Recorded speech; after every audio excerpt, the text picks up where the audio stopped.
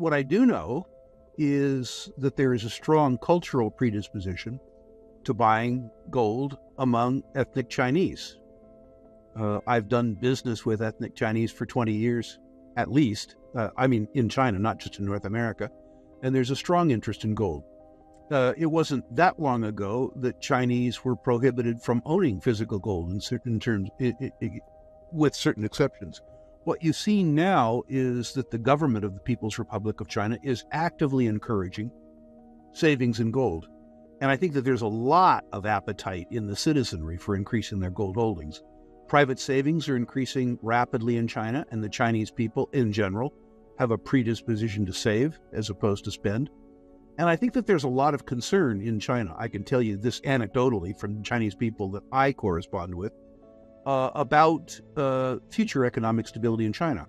And so there is a nervousness among many Chinese about investing in traditional savings products. At the risk of being accused of being racist, the Chinese people that I know are very much gamblers and very much speculators. With China's appetite for gold savings surging, Rick Rule explains why this trend is set to explode the gold price. Recent data shows that private savings in China are increasing rapidly, driven by widespread concerns over future economic stability. The People's Republic of China is now actively encouraging its citizens to invest in gold, marking a significant shift from previous restrictions. Rule emphasizes the strong cultural predisposition among ethnic Chinese to buy gold, predicting a major impact on the global gold market. Central banks have been the biggest buyers of gold, driven by geopolitical tensions and the weaponization of the US dollar. The fact that gold prices have risen while traditional retail investors in Western Europe and North America have been sellers indicates a significant shift in who is driving the market. As Chinese citizens increase their gold holdings, this could lead to a surge in demand and consequently a spike in gold prices. Rick Rule also notes that the delayed understanding of inflation's impact on personal finances will lead to a surge in retail gold buying, on top of central bank purchases. This combined demand could set the stage for real fireworks in the gold market. The institutional bias within the Fed is that the Fed believes, probably rightly, that they're the only branch of the U.S. government that's concerned about inflation. That Congress believes that they get paid to spend. The administration wants to spend because we're in an election year. And so from the Fed's point of view, the institution that stands between the U.S. dollar and oblivion is in fact the Fed. Now, from the administration's point of view, there's two different things they have to do, which are contradictory. The first is to tell Americans that they're enjoying a great economy and that all of the employment statistics and all that kind of stuff are great. At the same time, they would benefit, they know, from lower interest rates. So they have a sort of a schizophrenic approach to dealing with the Fed. And I really don't know how it's going to work out. I was amused at President Biden discussing the economic statistics 10 days ago, taking credit for employment and lower oil prices and all that kind of stuff. When it suits them, of course, they attack the grocery chains like Trudeau does for high prices.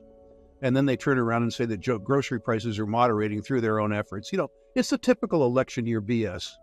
And I think that the Fed is being pushed backwards and forwards by all this politics. But as I say, I think the bias within the Fed, and I need to tell you that I don't know anybody at the top levels of the Fed, but I know some of the regional governors and I know some of the employees in the Fed. The bias of the institution is clearly to maintain closer to market interest rates rather than manipulating interest rates down.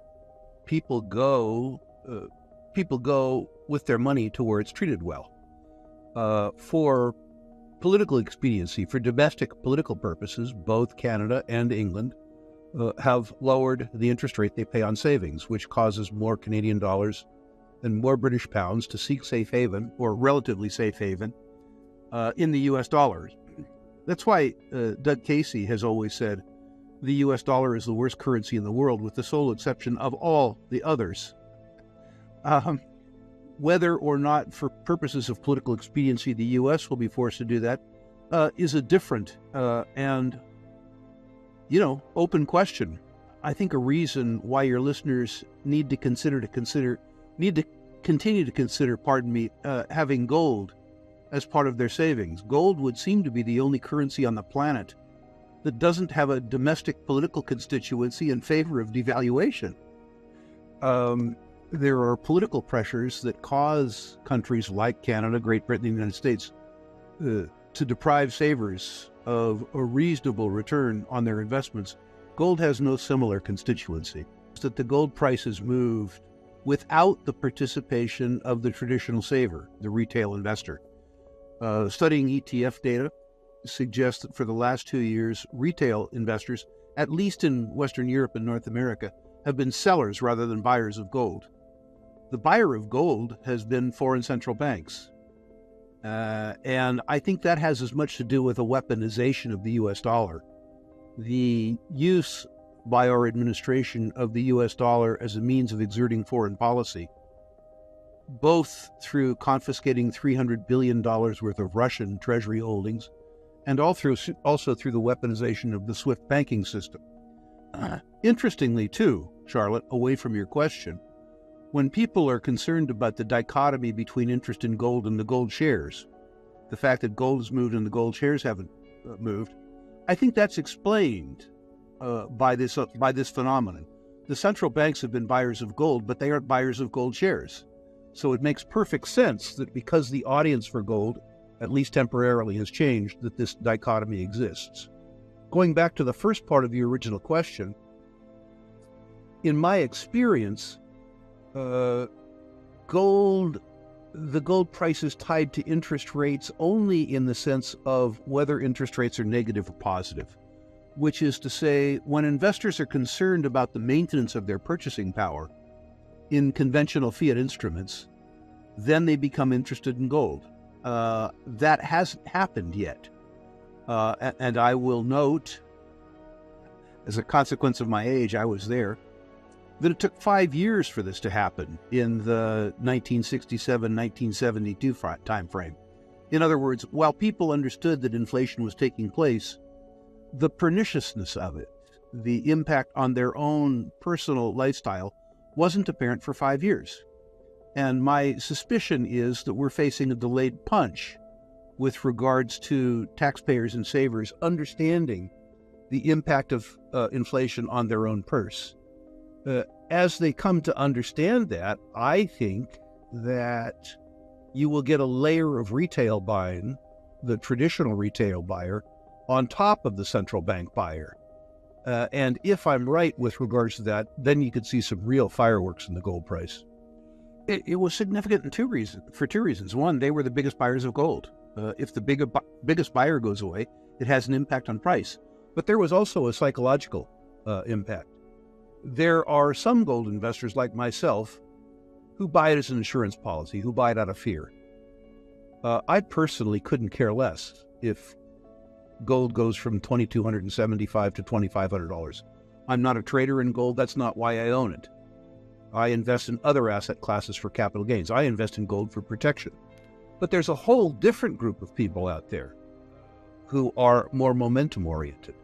And for them, the fact that the hiatus in Chinese buying might last 3 months, as an example, and as a consequence, the gold price might not move for 3 months, that prevents them, in some senses, from accessing gold. I believe, as people come to understand, people in the United States and Canada come to understand that the CPI is a very inefficient mechanism for measuring the deterioration of the purchasing power of their savings and of their salaries, that people will begin buying irrespective of Chinese intention.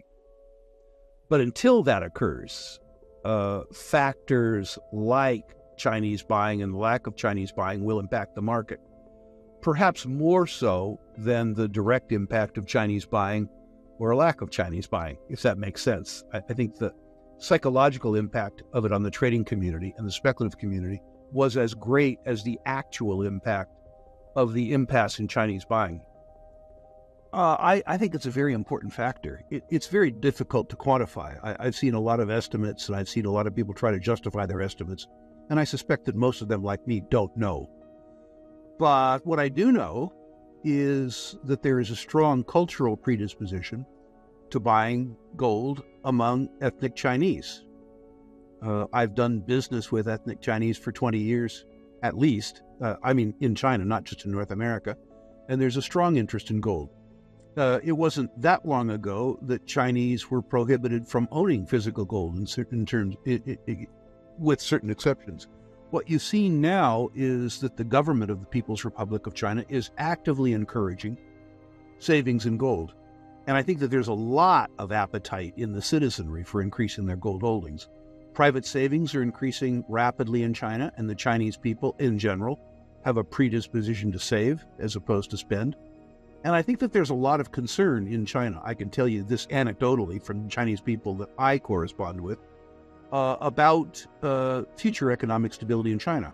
And so there is a nervousness among many Chinese about investing in traditional savings products. At the risk of being accused of being racist, the Chinese people that I know are very much gamblers and very much speculators. I have noticed in my time on Earth that precious metals bull markets are led by fear buyers. So gold is the predominant mover in the early part of a bull market. As the precious metals narrative is given credence by the increase in the gold price, then the speculators come in, the greed buyers come in. The speculative silver market, perhaps because of its lower unit cost, I don't know, creates a frenzied environment. And there, again, is a cultural predisposition in China around silver. It hits fertile ground. But on top of that, Chinese people are notoriously fond of speculating and gambling.